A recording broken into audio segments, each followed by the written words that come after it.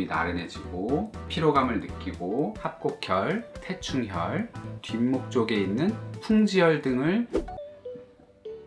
안녕하세요. 위강한의원 종로점 원장 김삼기입니다. 봄이 되면 많은 분들이 쉽게 피로감을 느끼고 몸이 나른해지고 졸음을 이기기 어려운 증상들을 호소하시곤 합니다. 바로 춘곤증 때문이죠.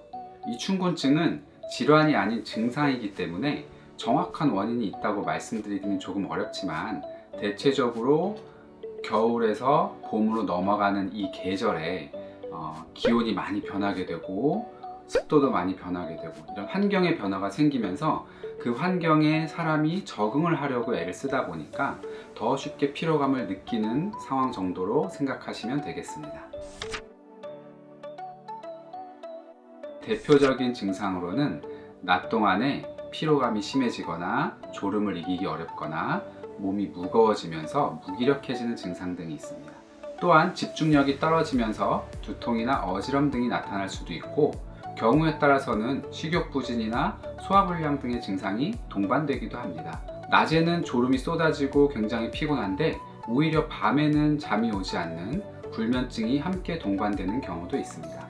이러한 증상들이 겨울에서 봄으로 넘어가는 환절기에 잠시 나타나는 것이 아니라 수개월간 지속되거나 비슷한 증상들이 이유 없이 반복이 된다면 이것은 단순한 춘곤증 증상이 아닌 만성 소모성 질환과 관련된 만성피로증후군, 갑상선 기능 저하증, 당뇨병 등과 관련이 있을 수도 있음을 한번 생각해 보셔야 합니다. 춘곤증을 이겨내는 방법으로 먼저 식생활 습관을 개선해 보는 것이 좋겠습니다.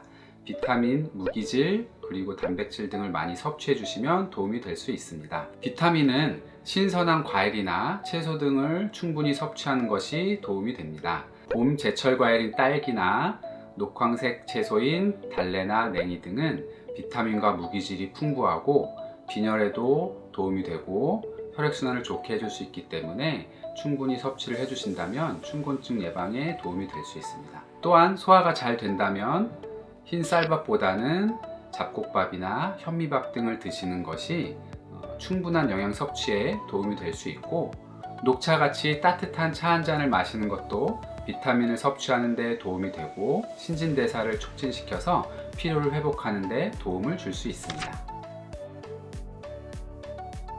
날씨가 풀리면서 겨울에 추워서 하지 못했던 야외 운동을 시작하시는 분들이 많이 계실 텐데요.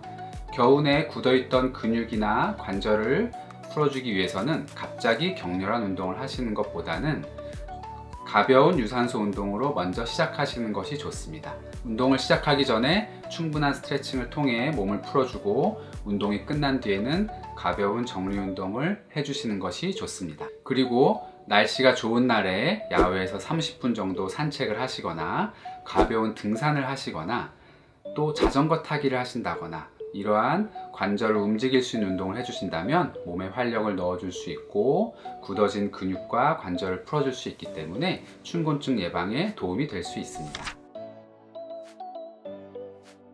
결국 춘곤증을 겪으시는 많은 분들이 가장 힘들어하는 것이 오후 시간에 졸음을 이기지 못하는 경우가 많기 때문에 이를 위해서는 밤 동안에 충분한 수면을 취해 주시는 것이 중요합니다. 하루에 7시간 정도 숙면을 취해 주시는 것이 좋고, 잠자리에 들기 전에 5분에서 10분 정도 간단한 스트레칭을 해주신다면 숙면을 유지하는 데 도움이 될 수 있습니다. 또한 점심 식사 이후 오후에 졸음이 오는 것은 당연한 현상일 수 있기 때문에 가능하시다면 20분 정도는 잠깐 눈을 붙이시는 것도 괜찮습니다.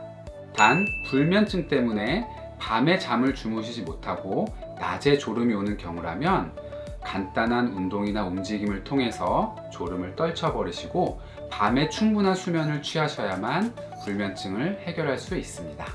졸음을 이겨내기 어려울 때 몇 가지 혈자리를 이용해서 졸음을 쫓아내는 방법으로 사용해 보시는 것도 괜찮을 것 같습니다. 먼저 손가락 사이에 있는 합곡혈, 엄지와 검지가 만나는 부분, 이 부분 정도의 합곡혈이 있고, 사람마다 위치가 조금씩 다를 수 있지만 이 엄지와 검지 사이에 움푹 들어가는 곳이 만져질 거예요. 이 부위가 합곡혈입니다.